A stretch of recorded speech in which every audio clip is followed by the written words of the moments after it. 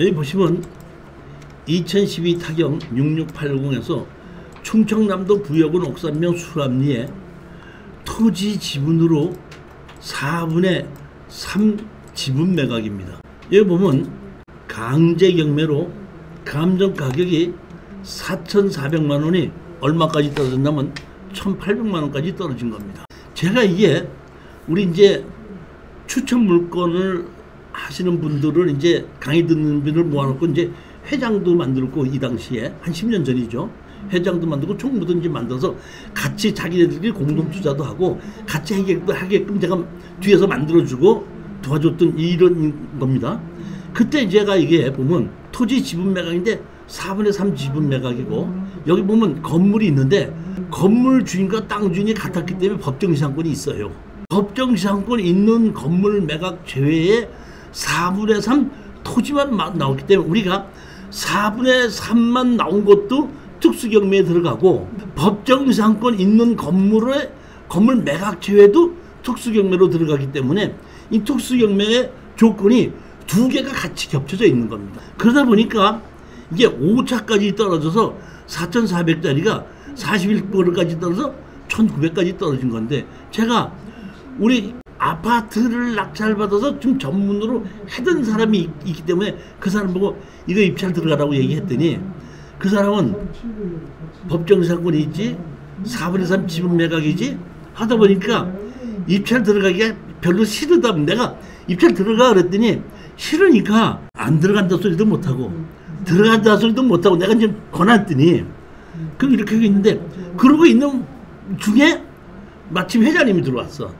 회장님 그러더니 내 얼굴 한번 보고 그 사람 얼굴 보더니 이렇게 보더니, 무슨 물건인지 몰라도 교수님이 자신 나다면은 돈 제가 낼게요. 그 대신에 조건이 하나 있는데, 우리 나세우지 말고 처음부터 끝까지 교수님이 다 해결해 준다는 약속하에 돈은 제가 되겠습니다. 좋다. 그랬더니 그분도 이 경매를 꽤 많이 하셨던 분이에요, 보면. 그러니까 IMF 때에 다세대를 낙찰받아서 다세대를 한 5, 60동을 가지고 계시는 분이에요. 그러니까 경매는 상당히 많이 하시는 분이야. 그러면서 나한테 하는 얘기가, 저는 여태까지 낙찰받은 거를 먼저 가격으로 질러서 낙찰받았어요. 그래서 먼저 가격을 질러서 낙찰받았기 때문에 한 번도 떨어진 적이 없습니다. 그러니까 이번 거 괜히 떨어지면 힘드니까 먼저 가격을 질러서 낙찰받아 주십시오 하고 나한테 따로 부탁을 하더라고. 그러니까 할 수 없이 제가 그럼 알았다, 먼저 가격으로 질러주면 해갖고 1,800까지 떨어진 거를 제가 가서 2,300만 원에 질렀는데 단독 응찰이야. 그러니까 이런 거는 특수기면은 잘 안 들어와요. 낙찰받은 겁니다. 이게 처음부터 끝까지 다 내가 해결해 준다고 했기 때문에 돈은 회장님이 냈지만 처음부터 끝까지 입찰도 내가 보러 가고, 농지증도 내가 낙찰받고, 여기 협상하는 것도 내가 했고, 이 다 처음부터 끝까지 내가 다 해줬던 겁니다. 다른 거는 내가 협상을 할 때 우리 낙찰받은 수강생이 나 같이 쫓아다니면서 내가 어떻게 하는가를 보고 배웠는데, 이건 아예 쳐다도 안 봐. 알아서 다 해주십시오야. 처음부터 내가 다 한 겁니다. 입찰 들어가서 낙찰받았더니 단독 응찰이야. 그러니까 제일 먼저 낙찰받자마자 농지취득 자격증명서를 떼러 가야 되는, 지목이 전이니까. 농지취득 자격증명서를 떼러 갔더니 농지증 신청을 해서 이제 영농계획서를 쓰고 4일 후에 오십시오 그러더라고. 그래서 내가, 저는 서울에서 왔는데 4일 후에 말고 3일 만에 좀 해주시면 안 됩니까? 이렇게 얘기를 했단 말이에요. 그랬더니 그 농지증 해주신 분이 연세가 좀 있으신 분인데, 이렇게 봤더니 그러십니다. 그러면 지금 나하고 같이 나가봅시다 하고 같이 지금 나를 보고 자기 차를 타면은 현장을 가서 보자. 그러니까 농지증을 해줘야 될 만큼 돼 있는가 안 되는가 현황을 봐야 되니까 나하고 같이 싶다 그러더라고. 그러면서 자기 차를 타라 그러더라고. 그래서 그 사람하고 차를 타고 현장을 갔었습니다. 근데 여기에 보면 전이 있고 답이 있고 대지가 있죠. 대지에, 여기에 대지에 집이 있었는데, 이 집이 이렇게 생겼거든요. 제가 갔을 때는 이 집이 비어 있었단 말이에요.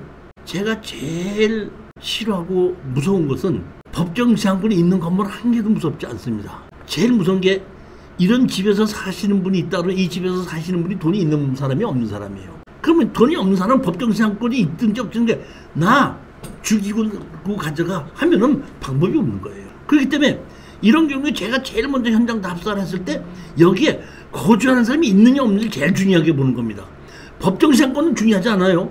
근데 가서 봤더니 거주하는 사람이 없기 때문에 입찰에 들어가자고 한 거예요. 근데 농지취득 자격증명서를 발급받으러 발급받기 위해서 현장을 같이 와자 그래서 여기를 그날 낙찰을 받고 현장을 같이 하다 보니까 여기 이 앞에 여기에 1톤짜리 화물트럭이 있더라고요. 화물트럭이 있다는 얘기는 사람이 산다는 얘기 아니에요. 내가 보면 분명히 없었는데. 그래서 농지증을 다 해서 농지증 이제 3일 후에 오시면 해놓을 테니까 내가 없어도 언제든지 달라고 해서 가져가십시오 하고 얘기를 해서 해놓고 사람이 없었는데 사람이 생겼기 때문에 다시 가본 거예요. 제가 여기를 갔더니 화물차가 있더라고요. 그래서 제가 여기 대문을 두드렸습니다. 막 두드렸더니 안에서 웬 영감님이 문 잠그지 않았으니까 밀고 들어와 그러더라고요. 문 열고 들어갔더니 그분이 그 문을 열고 텐마로 있는데 그 안에서 방에서 라면을 하나 끓여서 드리면서 어떻게 왔어 그러더라고요. 그래서 내가 이 집하고 땅 경매로 낙찰을 받은 사람인데 여기 언제부터 사셨어요? 그랬단 말인데 내가 갔을 때 분명히 없었는데 있으니까 그랬더니 나 여기서 오래전서부터 살았어. 뭘 오래전서부터 살아요? 내가 먼저 안 계시는데 없었다고? 그때 저기 내가 감기 기운이 있어서 병원에 갔더니 폐렴이라고 입원을 하라고 그래서 병원에 한 열흘 입원했다가 그저께 나왔어. 내가 갔을 때는 그 영감님이 병원에 입원했을 때야. 거기에 거주하고 있는 사람이 있는 걸 알고 내가 가슴이 철렁한 거예요. 내가 이제 이 사람을 어떻게 내보내야 되겠다 싶은 바람에 내가 아저씨 여기 어떻게 계세요? 그랬더니 나 여기 주인하고 계약서를 했는데 내가 30만 원 주고 나 죽을 때까지 여기서 살아도 좋다고 해서 그래서 나 여기가 주인한테 30만 원 주고 여기서 살고 있는 사람이야. 제가 이 땅하고 건물 낙찰을 받았거든요. 죄송하지만 나가주셔야 돼요. 나가라고? 나 못 나가. 나가셔야 됩니다. 안 나가시면 제가 강제로 내보냅니다. 언제까지 나가실 때까지 연락 주시고 전화번호 좀 주세요. 전화번호 적어놓고 내 전화번호도 적어주면서 언제까지 나가신다고 연락을 하셔야 되지. 연락 나가시지 않으면 제가 집행관을 시켜서 강제로 내보내겠습니다. 이렇게 얘기를 했는데 사실은 건물을 내가 낙찰 받았다 그러면은 인도명령에서 내보낼 수가 있습니다. 근데 건물 낙찰 못 받았죠. 법정시장권이 있죠. 그러면 그 사람이 거기서 건물을 그대로 있다고 하더라도 법원에서 강제 집행할 수가 없는 겁니다. 근데 나는 사실은 거짓말을 한 거죠. 내보냅니다. 이러고 이제 왔는데 나는 근심이 걱정 같은데 나머지 이제 해결을 해야 되다 보니까 우리가 4분의 3만 낙찰을 받았잖아요. 4분의 3 낙찰 받은 게 어떤 걸 받았나 한번 잡으십시오. 뭘 받았나 한번 볼게요. 여기 보시게끔 되면 이렇게 4명이 상속을 받았죠. 근데 상속을 받았는데 김중환 이렇게 돼 있는데 여기 보시면 오산시에 살고 아산시에 살고 여기 양천구에 살고 강서구에 살죠. 있는데 여기 양천구에 살고 있는 이 사람은 지분이 나오지 않고 나머지 3사람 지분만 나오는데 이것이 어떻게 나왔냐면 이렇게 나온 겁니다. 자 보십시오. 여기 보면 농협에서 890만 원 강제경매에 집어넣었죠. 제가 보기에는 여기에 아버지가 살고 계시다가 아버지가 농협에서 신용대출로 500만 원을 빌려 쓰신 것 같아요. 근데 이 아버지가 갑자기 돌아가신 거예요. 그러니까 농협에서 아이들한테다가 강제로 상속을 시켜놓고 농협에서 강제로 상속시켜놓고 너희들이 부동산만 상속을 받지 말고 빚도 상속을 해라. 그러니까 너희 아버지가 진 빚 갚아라 이렇게 강제로 상속해놓고 아버지 빚 갚아라 이렇게 집어넣은 겁니다. 그랬더니 한 명 양천구에 사는 애는 자기 빚을 갚은 겁니다. 나머지 3명은 안 갚은 거예요. 그러다 보니까 4분의 3 지분만 나온 거예요. 제가 30만 원을 누구한테 주고서는 계약했습니까? 했더니 오산 사는 사람이야 그러더라고. 그러면 오산 사는 사람이 누구죠? 여기 보면 오산이 누구죠? 이 사람이죠. 이 사람인데 여기 보면 64년생이죠. 65년생, 74년, 67년생 보면 이 사람이 제일 맏형이에요. 54년생이.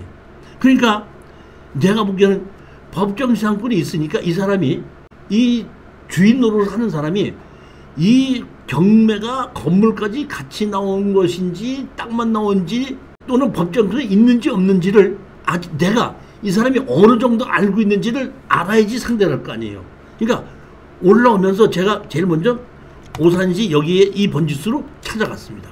찾아갔더니 한 5시쯤 갔는데 문을 두드려도 아무도 나오지 않다 보니까 빈집이더라고요. 저는 항상 차에 경매로 지분으로 낙찰받은 사람 연락 주십시오를 그 A4 용지를 뽑아갖고 차에다 놓고 다녀요.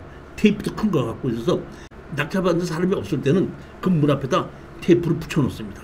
그거를 그래서 제가 붙여놓고 올라오는 중에 서울로 올라오는 중에 한 7시쯤 됐는데 거나하게 취한 목소리로 전화가 왔습니다.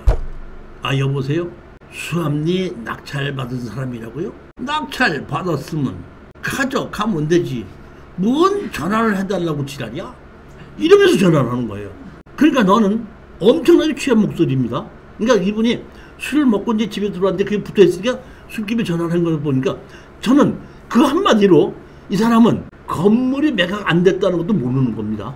그 다음에 법정상권이 있는지 없는지도 모르는 겁니다. 그러니까 실질적으로 이 부동산 주인 노릇을 하는 사람이 우리는 땅만 낙찰을 받았는데 건물도 같이 낙찰을 받은 걸로 알고 있는 겁니다. 이런 경우가 상당히 많아요. 그래서 제가 알고 싶은 건 다 아는 겁니다. 그러니까 법정상권 걱정 안 해도 된다 생각하고 약주가 많이 취하신 것 같으니까 나중에 깨신 다음에 통화하시기도 하고 전화 끊었습니다. 끊고 이번에는 어디로 가냐면 양천구 이 집을 간 겁니다. 이 집에 갔더니 저녁 한 8시쯤 됐습니다.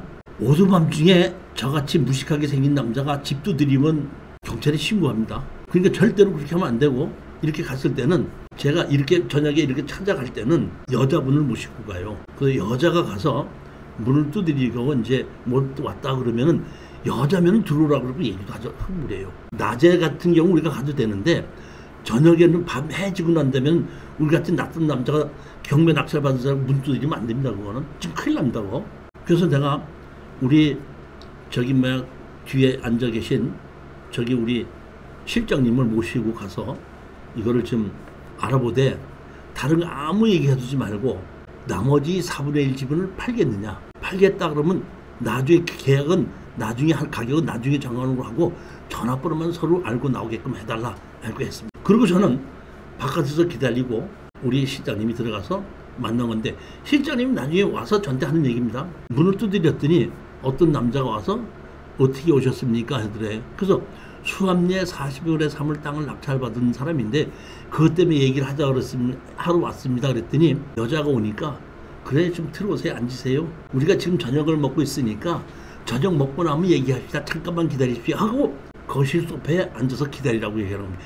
여자가 갔기 때문에 그렇게 하는 겁니다. 그래서 한 10분 기다리고 있으니까 저녁을 다 먹고 남자고 여자 두 부부가 와서 무슨 일이십니까? 하다 보니까 우리가 4분의 3을 낙찰받은 사람인데 4분의 1 지분을 갖고 있지 않습니까? 그 지분을 파시겠는가 하고 물어보러 왔습니다. 자, 여기서 보면 아까 이 사람 지분이 경매로 안 나온 것은 이 사람이 아버지 지분을 갚은 거죠. 그러면 부인 쪽에서 보면 시집의 빚을 갚은 거죠. 300만 원 갚았든지 500만 원 갚았든지 시집일로 돈이 나갔죠. 그거를 좋아하시는 부인이 있어요? 없죠. 그러니까 남편이 뭐라고 얘기하기도 전에 그렇게 얘기를 하니까 여자분이 먼저 그 땅 우리 필요 없어요. 팔을 거예요. 그렇게 하니까 제가 얘기한 대로 그러면 가격은 나중에 결정하고 전화번호로 서로 연락해서 나중에 만나기로 했죠. 전화번호 좀 가르쳐 주십시오. 그러니까 전화번호를 가르쳐 주고 우리 전화번호를 가르쳐 준 거죠. 그럼 나중에 전화하고 얘기하시다고 나오는 겁니다. 나오는데 여자분이 팔겠다는 의지가 강한 겁니다. 잠깐만요. 우리 남편은 일을 하러 들어가게끔 되면 핸드폰을 받을 수가 없거든요. 만약에 전화를 했는데 핸드폰으로 전화를 받지 않으면 저한테 전화를 하십시오 하고 전화번호 하나를 더 적어줘서 전화번호를 2개를 가지고 왔다. 그러니까 저는 딱 느낀 게 보면 여기에 여자 주인은 이 땅을 팔겠다는 의지가 아주 강한 걸 알기 때문에 이 땅은 살 수가 있겠다. 살 수가 있는데 얼마에 사느냐가 문제지. 가격을 결정해야 되지 않습니까? 그러고 하고 언제 왔는데 이제 결정하고 전화번호 다 알고 와서 이제 얼마에 팔을까 하고 생각하는데 우리 실장님이 저한테 전화를 교수님 아침에 여기 부여에 있는 그 장애인 협회 회장님이라고 전화를 해달라고 하면서 전화가 왔어요. 누군데? 몰라요. 장애인 협회 회장이라는데요. 나오시면 꼭 전화 좀 해달라고 부탁을 했는데 그러길래 누가 나한테 전화를 해달라고 그러지? 그래서 전화를 했습니다. 전화를 했더니 누군가 하면 아까 노인네가 거기 있었다 그랬죠. 그분이 얘기를 하면서 제가 장애인협회 회장인데 그 사람을 제가 뒤에서 돌봐주고 있는 사람입니다. 근데 제가 어저께 얘기를 들으니까 사장님께서 그 땅을 낙찰받았다고 하는데 그 사람 돈 한 개도 없거든요. 그러니까 죄송하지만 제가 전화를 드린 이유는 나갈 때 이사비용 좀 조금만 도와주시다고 그거 부탁하려고 전화 드린 겁니다. 그냥 내보내지 마시고 이사비용 좀 보태주시기 바랍니다. 예, 알았습니다.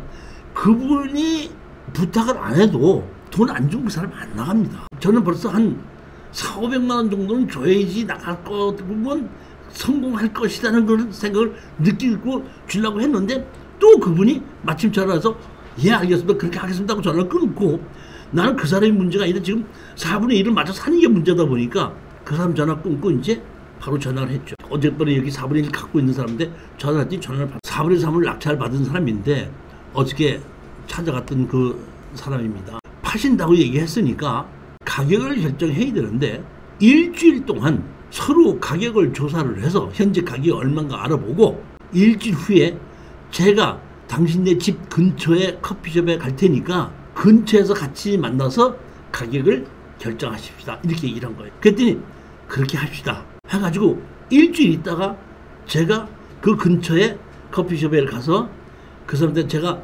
지금 어디 오는 커피숍에 기다리고 있습니다.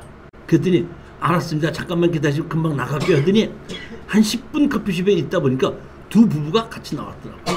자, 여기서 이제 협상을 해야 되는데 가격을 결정해야 되잖아요. 여기가 수암리 여기가 아까도 제가 그 부여거의 얘기인데 부여와 공주는 저의 수강생이 공인중개사를 하고 있어서 가격을 그 사람한테 물으면 바삭하게 알아요. 그리고 내가 조금 가격만 싸게 내놓으면 금방금방 팔아주기 때문에 공주하고 부여가 자신이 있단 말이에요. 근데 얘가 여기 물어봤더니 얼마니까 하냐면 294평인데 20만 원은 간다는 거야. 그리고 금매로 팔았다면 15만 원 정도고 20만 원 정도는 팔을 수 있다 그러면 20만 원이라 그러면 6천만 원이죠. 15만 원이라 그래도 4,500원 되는 거 아닙니까? 근데 지금 얼마에 낙찰을 받았죠?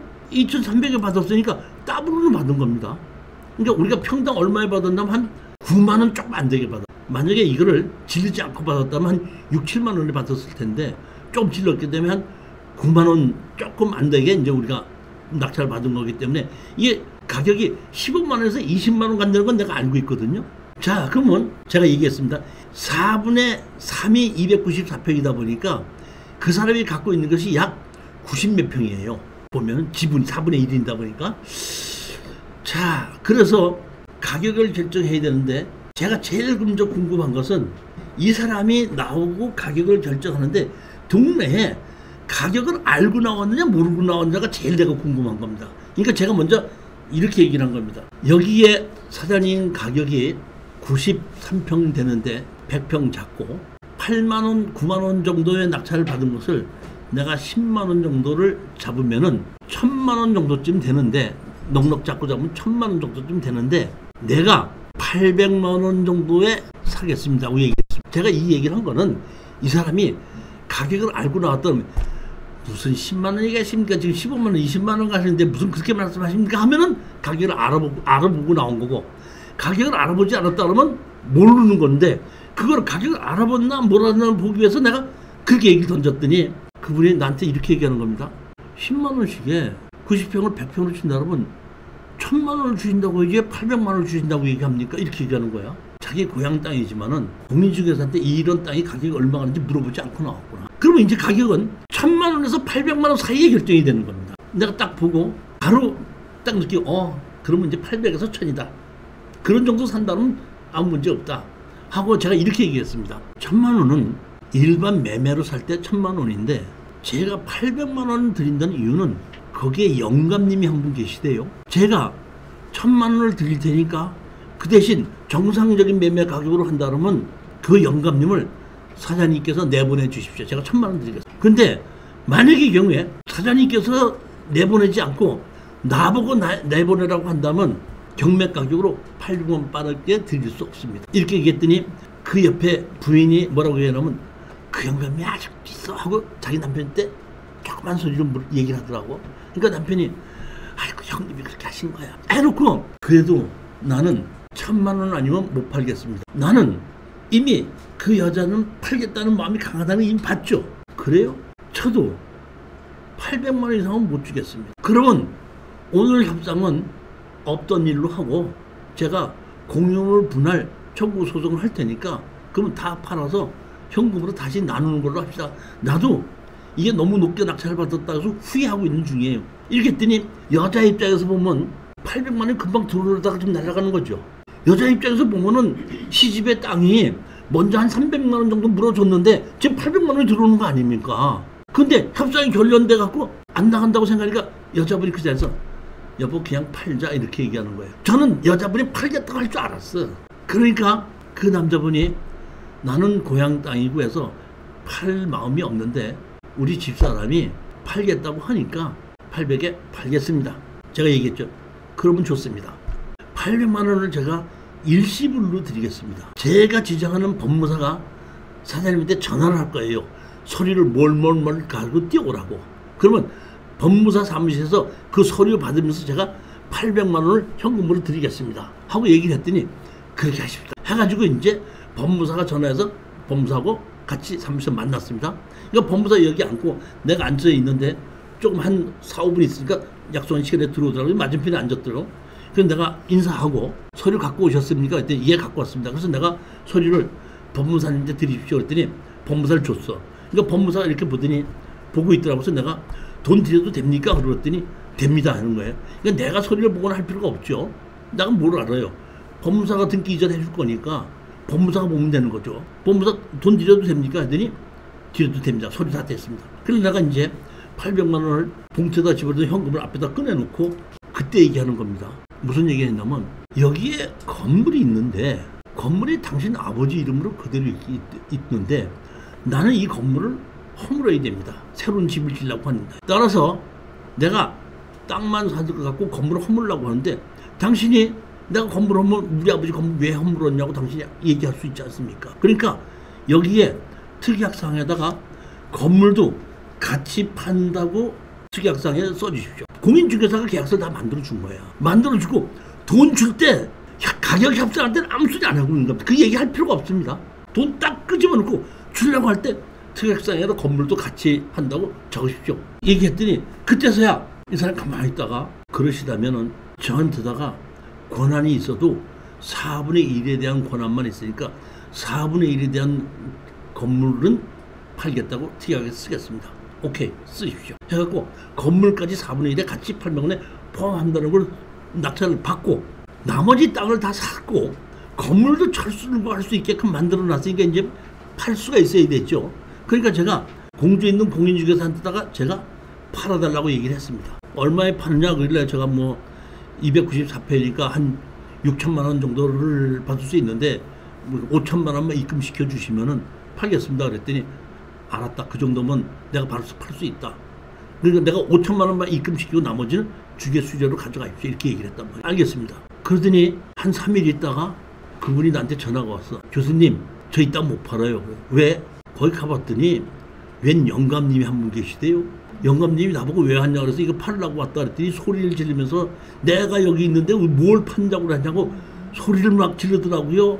그러면서 날 보고 하는 얘기가 뭐냐면 교수님 그 사람 한 5, 600을 주더라도 내보내야지 그 사람 그거 팔지 못합니다. 그때서야 내가 아차 그 사람이 있었구나 하는 생각이 난 거야. 아 이거 해결해야지. 그래갖고 이제 사는 건 다 해결했으니까 거기에 거주하고 있는 사람을 만나러 가는 건데 이 제일 어려운 거예요. 이게. 이렇게 돈 없는 사람이 거주하게끔 되는 거 절대 여러분 사시면 안 됩니다. 근데 제가 모르고 산 거예요. 거주하고 있는 사람이 몰랐기 때문에 산 겁니다. 그렇죠? 있었으면 제가 절대로 안 샀습니다. 가서 만나가지고 제가 100만 원 주겠다 나가라.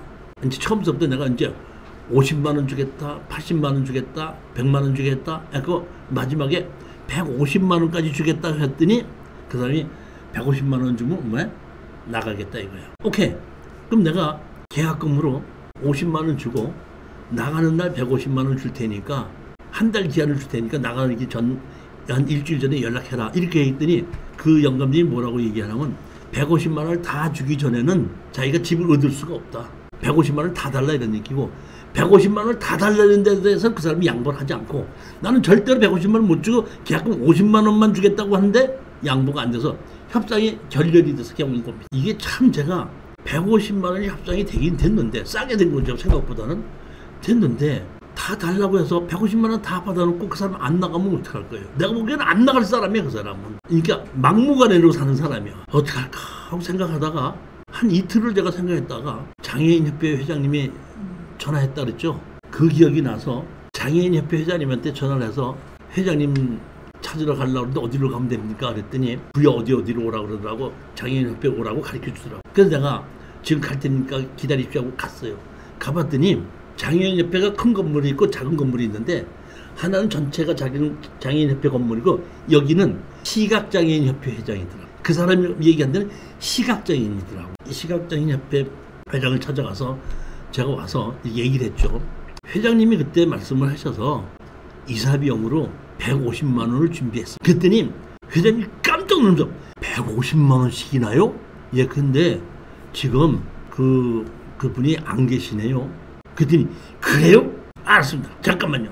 야, 동순이야, 여기 교수님 오셨는데 150만 원 갖고 오셨대. 너 지금 어디 있어? 뭐 어디라고?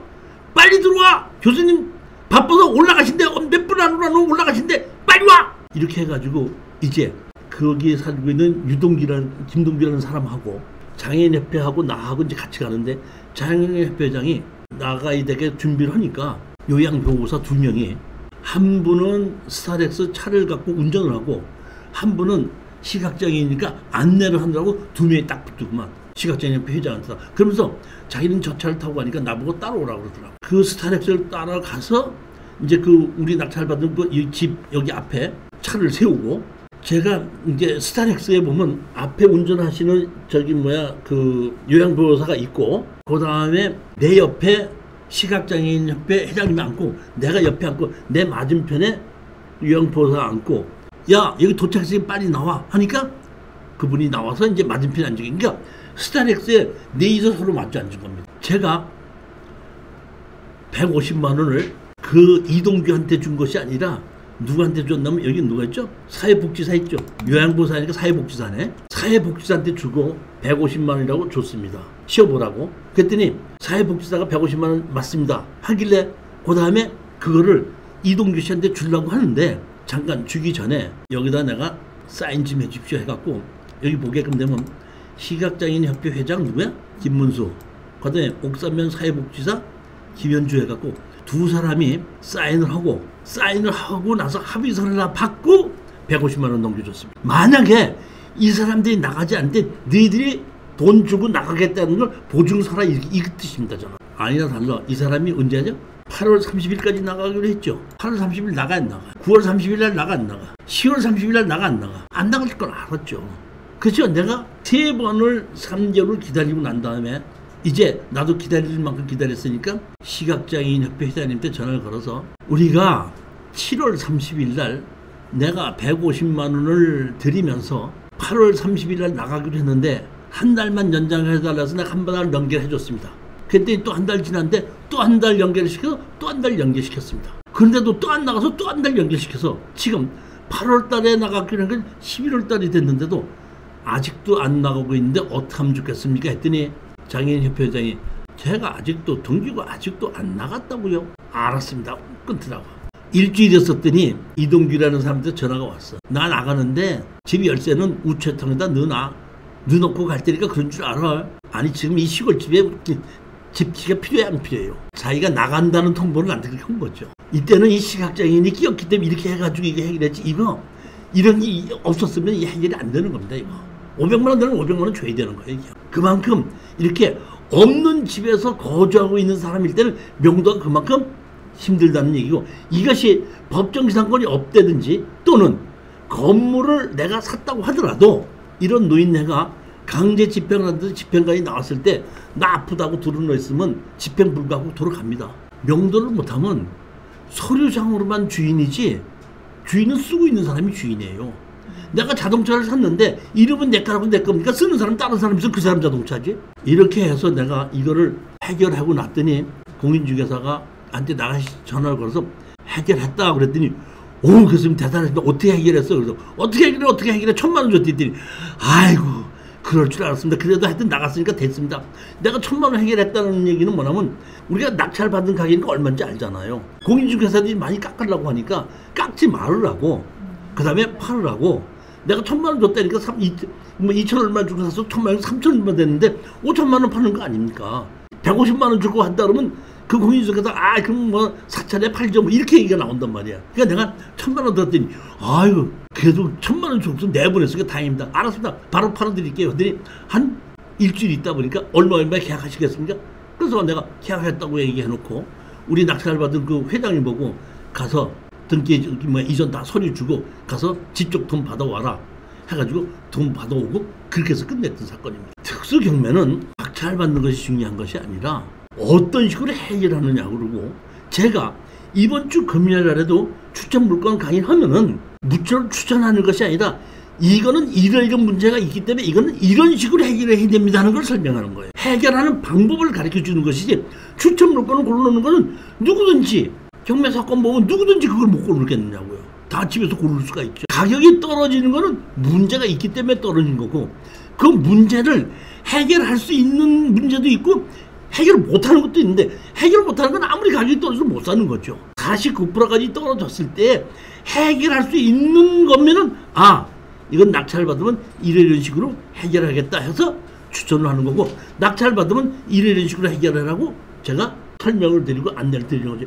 여기 앞에 계신 분도 이제 우리 양산에 있는 2분의 1 지분을 낙찰받은 건데, 낙찰받으면 어떻게 하라고 제가 다 도와드리고 하는 겁니다. 오늘 강의는 여기까지 하고 다음번도 마찬가지입니다. 전부 다 희한하게 돼서 가격이 떨어졌던 거를 어떻게 해결했다는 실전 사례된 강의입니다. 처음부터 끝까지가 다 그런 강의입니다. 교재가 4권인데 4권이 전부 다 그런 겁니다. 여기 보시게끔 누가 길을 흙으로 막은 것도 있고, 담장을 쳐서 막은 것도 있고, 지적보상 도로가 없는 걸 낙찰받아서 도로를 만드는 것도 있고, 여러 개가 그런 실전 사례가 다 있고, 지분도 있고, 농지증 안 해준 걸 낙찰을 받아서 농지증 받은 것도 있고, 그런 실전 사례가 다 있기 때문에 농지증을 안 줄 때는 농지증을 어떻게 해결하는지, 왜 지적법상 도로가 없는데도 저거는 건축허가를 하고 인허가를 받을 수 있는 것이 어떤 땅은 그렇게 되고 어떤 땅은 그렇게 안 되는지, 이런 거를 실전 사례를 통해서 설명드린다고 생각하시면 됩니다. 자, 안내들 들어가십시오. 감사합니다.